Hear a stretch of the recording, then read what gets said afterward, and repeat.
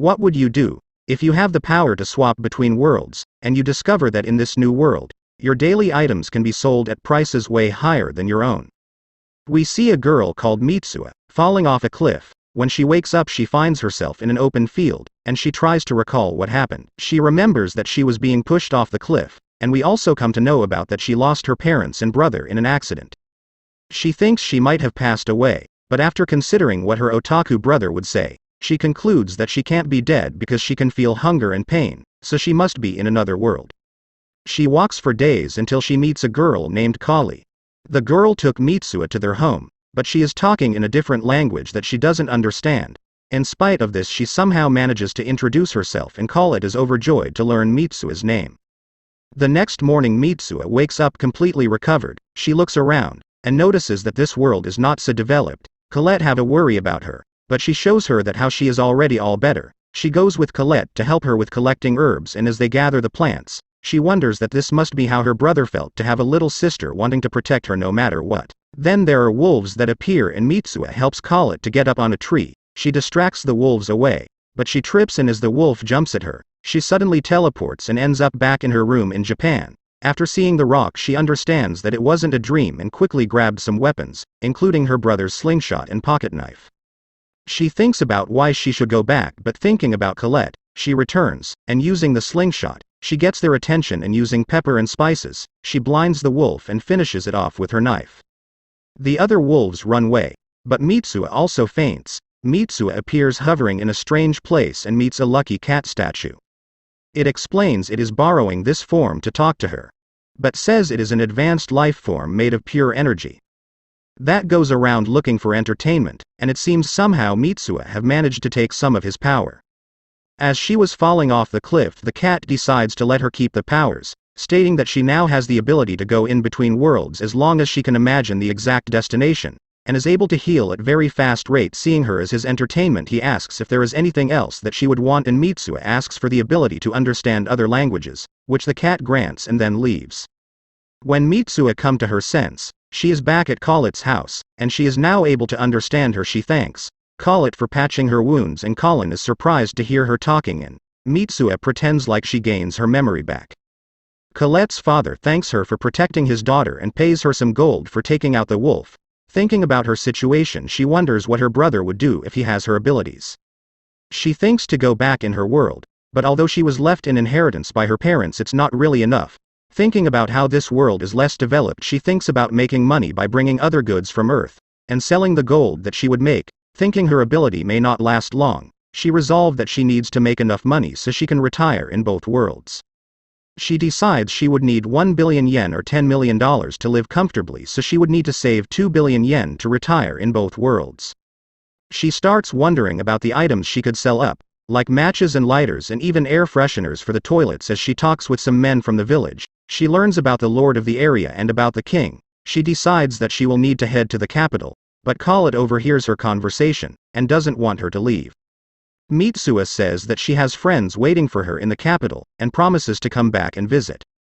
The next morning, she heads off in a carriage to the lord's town, planning to gain the lord's support, before moving on to the royal capital. Mitsuha suddenly realizes that she stinks, having not showered since she got here. She asks the driver to drop her off, and when nobody is around, she teleports back to her house. After having her shower, she goes around and converts all her assets to cash. She does some research online, and her language ability helps her understand foreign sites. She looks up private security companies and finds a company called Wolf's Fang using Google Maps to find her destination. She is able to teleport to the compound in South America. She pays off the guard and is able to meet with the company leader. She lets him check out the gold from the other world, and he appraises it to be worth $200. So she works out that she would need to save 80,000 gold to achieve her goal. They come to a deal where she buys some guns and training and shooting for self-defense. She does more research about medieval societies to decide what products to sell. In preparation for going back, she picks up some jewelry and even orders a custom outfit. With all her preparations complete, she head back into the other world. She arrives at the lord's residence, but the guards turn her away. Because she has no appointment, there is suddenly a carriage that passes by, and she learns that the people inside were the lord's sons. Mitsuha comes out with a plan, teleporting ahead of the carriage and waiting. As the carriage approaches, she lights some firecrackers, causing the horses to go wild, and she pretends to have been hit by the carriage. The boys worry about her and they take her in, as she pretends to wake up. She meets the Lord Klaus. He apologizes to her and she is glad to see they seem to be quite nice. Later on, Mitsuha introduces herself as a noble from the distant country of Japan. Seeing her fine outfit, Klaus finds this to be believable. Mitsu explains she was attacked by a wild beast and separated from her companions. But she was saved by people of this town, so she came to offer her thanks. She gifts him with a Swiss Army knife, which instantly has them intrigued. Klaus asks her about her plans and Mitsuha says that she is headed for the capital, but Klaus says it's getting late and tells her to ride the carriage in the morning. But Mitsuha says she has no money. Klaus finds this strange because the knife she gave him would have been worth a dozen gold. He tells her to stay the night and he finds her identity to be strange. Back in her room, Mitsuha puts on her dress and she joins the family for dinner. Klaus introduces the rest of the family: his wife Iris, their sons Alexis and Theo, and their daughter Beatrice. As she eats the food, she is disappointed at the quality even though they are nobles, but she eats it to be polite. After the meal, Klaus questions who she really is. Mitsuha tells a story of how she fled her country to avoid a succession dispute. After her parents passed away, so she plans to make a new start in this country. Klaus is touched by the story and Mitsu says she would sell her necklace for some gold. But Iris is suddenly alarmed, revealing that pearls are so rare.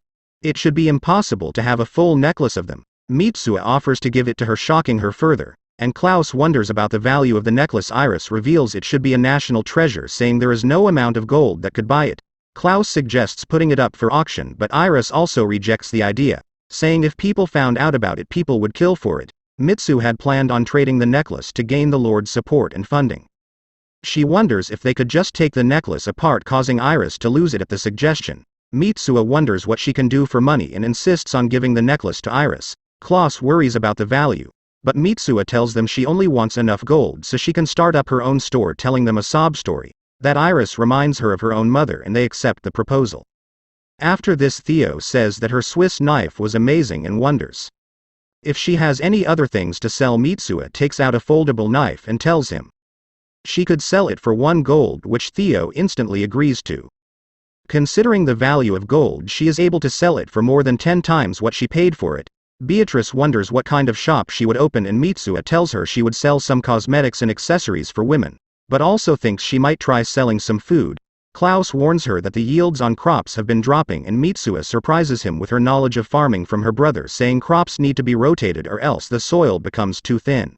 Mitsuha starts talking about coming up with new inventions to make money, having a good time, and even confuses them with her own parents. She starts tearing up thinking about her family, and Klaus comforts her despite the tears. Mitsuha sets off the next day with the money and support from Lord Klaus. She has servants to accompany her and heads off for the royal capital, excited about her journey ahead. This is where the video ends. Please support us by subscribing. We will meet again with another recap. Thank you for watching.